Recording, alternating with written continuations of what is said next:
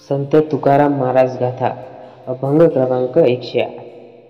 संत तुकाराम महाराजांचा हा अभंग भगवद्गीतेच्या सर्वोत्तम आणि नातेसंबंध ऐहिक मोह यांच्या पलीकडे जाऊन भगवंताच्या चरणी शरण जाण्याचा उपदेश देतो। अभंग बघा। जेणे घडे नारायणी अंतराय, होत बाप माय वर्जाविती।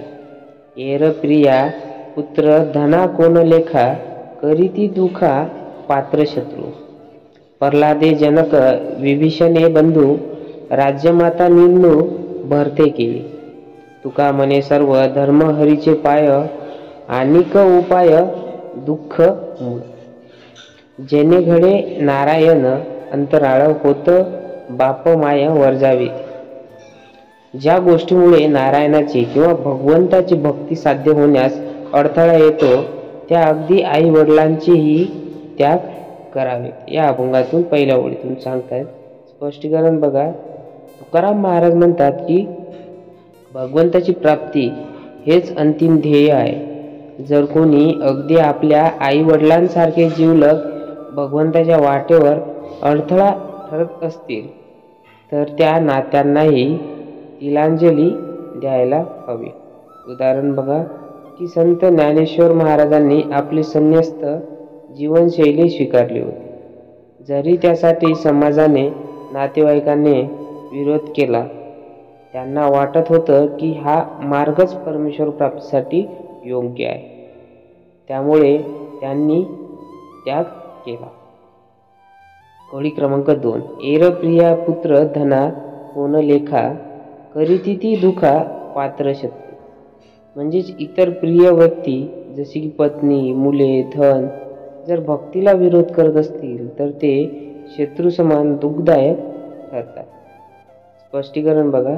प्रेमाच्या नावाखाली जर एखादी गोष्ट किंवा माणूस, वस्तू, संपत्ती आपल्याला भगवंताच्या वाटेपासून हटवत असेल, तर त्याचा परिणाम केवळ दुःखकारकच असतो।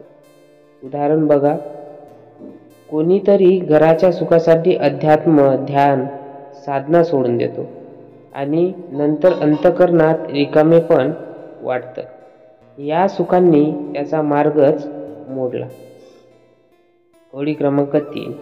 प्रल्हादे जनक विभीषणे बंधू, राज्य माता निंदू भरते केली। म्हणजेच प्रल्हादाने वडिलांचा त्याग केला, जनकाने संसारात राहूनही भगवंताची भक्ती केली, विभीषणाने रावणासारख्या भावाचा त्याग केला आणि भरताने मातेचा विरोध केला। हे सर्व कुणासाठी? तर भगवंतासाठी।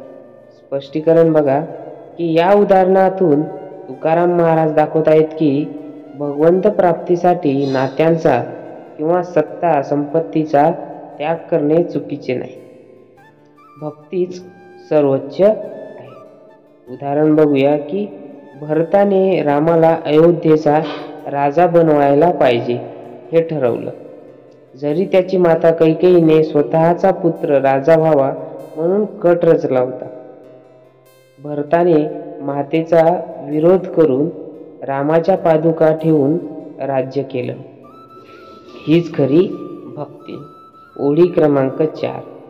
तुका म्हणे सर्व धर्म हरीचे पाय, अनिक उपाय दुःख मूळ।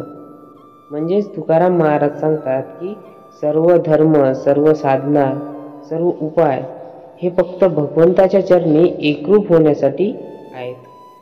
इतर उपाय म्हणजे दुःखाचं मूळ। स्पष्टीकरण बघा।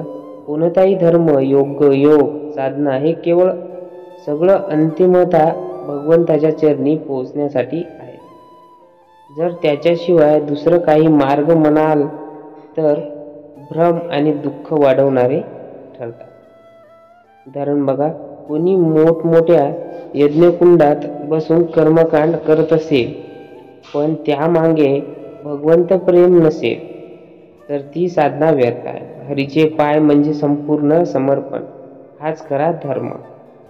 आपण यावरून उपदेश बघूया। नंबर 1। ज्या नात्यांनी भगवंताच्या भक्तीला अडथळा येतो, त्याग आवश्यक आहे त्या गोष्टी। नंबर 2। आई वडील, पुत्र, धन सर्व मोह भगवंताच्या आड येऊ शकतो। नंबर 3, केवळ प्रेमाच्या नावाखाली अध्यात्म गमवू नका.